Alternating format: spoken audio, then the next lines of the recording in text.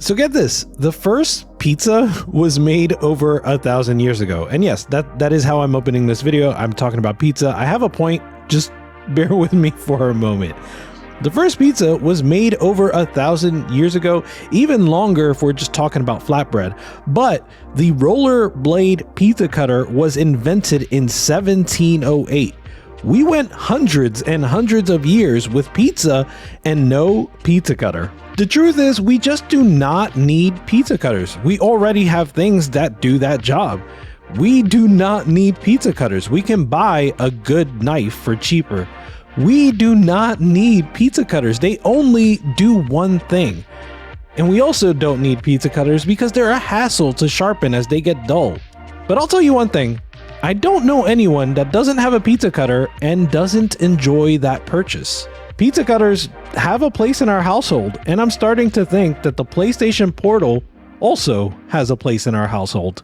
I don't think you would believe how often I genuinely thought about pizza cutters while I was playing the PlayStation Portal because, like I said, we already have things that do the pizza cutter job, right? We clearly already have things like phones and tablets and backbones and other handhelds that you can use to do PS Remote Play whenever you want. You don't need a PlayStation Portal to remote play.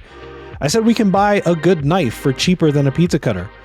You already have a phone. You can already use that. You don't need to go out and buy a PlayStation Portal to have that experience. Pizza cutters only do one thing. They cut pizza.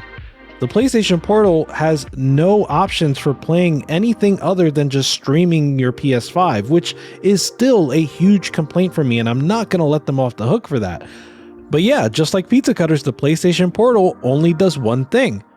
Pizza cutters are a hassle to sharpen once they get dull, and I've got to say, one of my biggest gripes with the PlayStation Portal is that if you're having a bad time, it's really hard to figure out why. All of a sudden, you have to put on your networking hat, and most people aren't necessarily good at troubleshooting networking. In fact, no one is good at troubleshooting networking, right? Some people are better at it for sure, but networking is just a thing that requires shooting in the dark sometimes to troubleshoot. So yeah, I can tell you about how the PS Portal is $200 and only does one thing and is difficult to troubleshoot when it doesn't go well. But here's the thing, when it does go well, and most of the time it does, it's the single most important accessory that I have for the PlayStation 5. I mean that personally, just for me. It's very possible that the same is not true for you.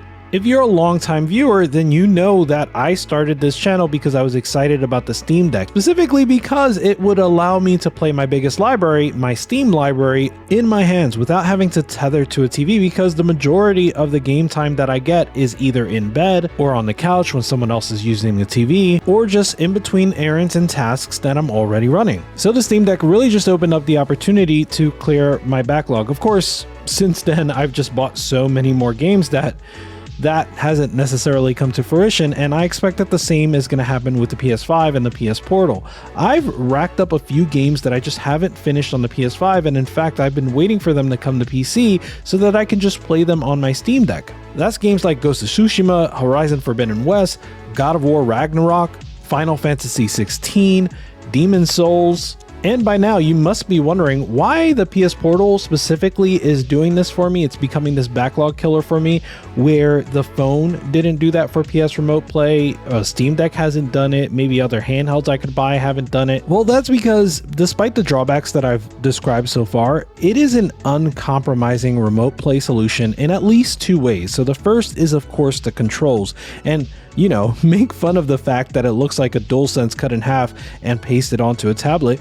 You're free to do that, but the fact that it is a DualSense cut in half and pasted onto a tablet is actually really cool because the controls are just in fact uncompromising. The DualSense in many ways is one of the best controllers, if not the best controller that you can buy, because it has incredible haptics, it has adaptive triggers, really good gyro, and a touchpad.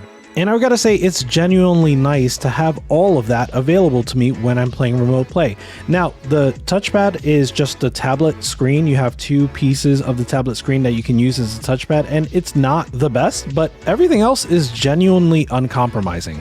So in addition to the controls, the other thing I would say is uncompromising is the screen. And I will contradict myself immediately here. There are trade-offs that were made for this screen. It is only 60 Hz and it is not an OLED screen, but it is a really good screen, and more importantly, for this use case, it's huge. And it's not huge in the way that Windows handhelds are huge because the PlayStation Portal is still extremely light, and that's thanks to the fact that this is just an ARM processor with an Android backend that does nothing except PlayStation Remote Play.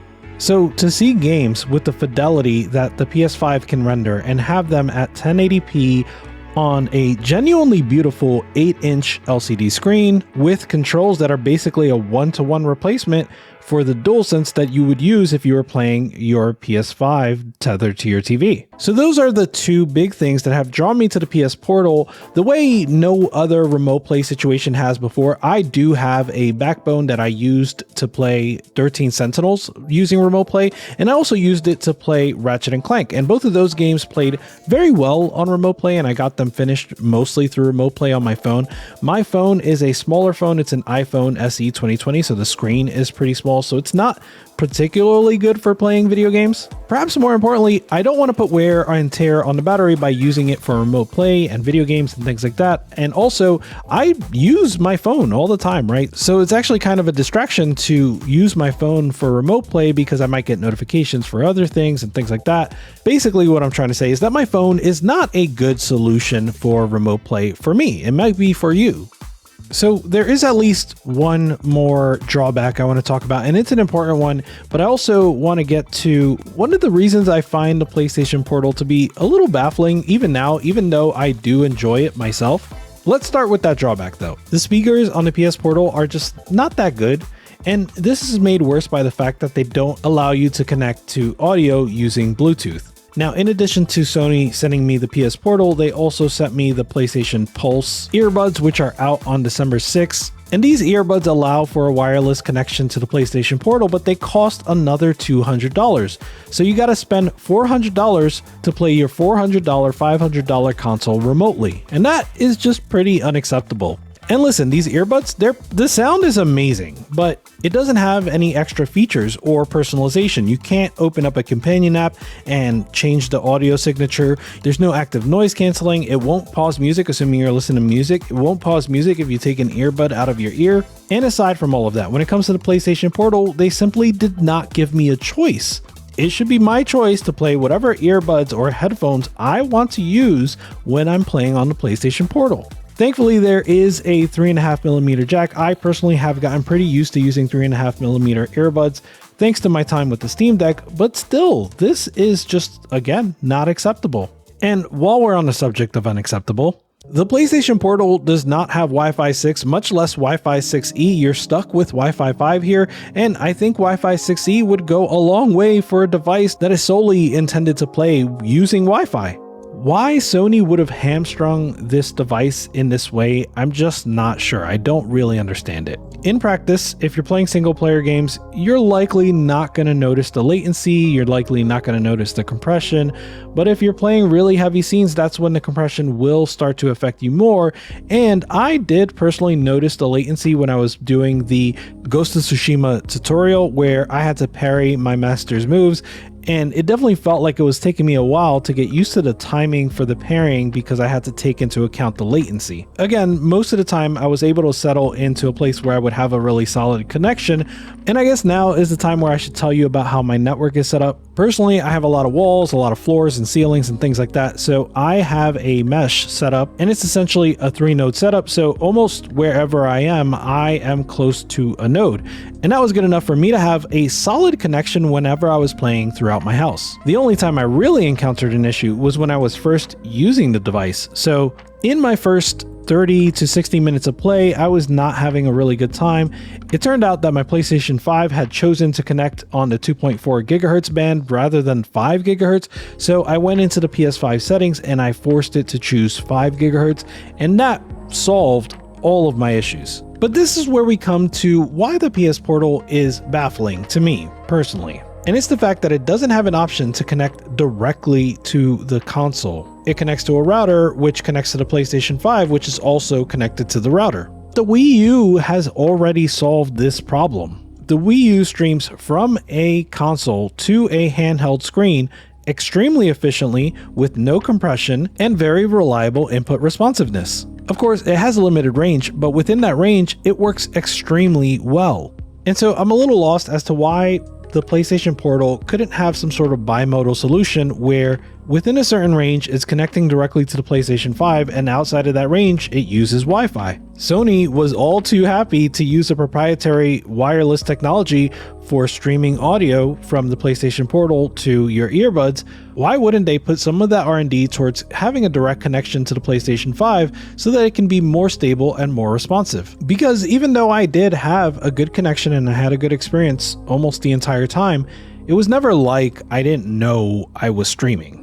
So to me, it feels like Sony had the opportunity to do something really, really special here. And while they didn't quite land there, maybe it's more like you aim for the stars, you land on the moon sort of deal, because where they did land is still quite good. And like I said, this accessory may end up being the most important PS5 accessory that I have in my library. Let me know what you think. I hope you're having a wonderful week. That gang out. Goodbye.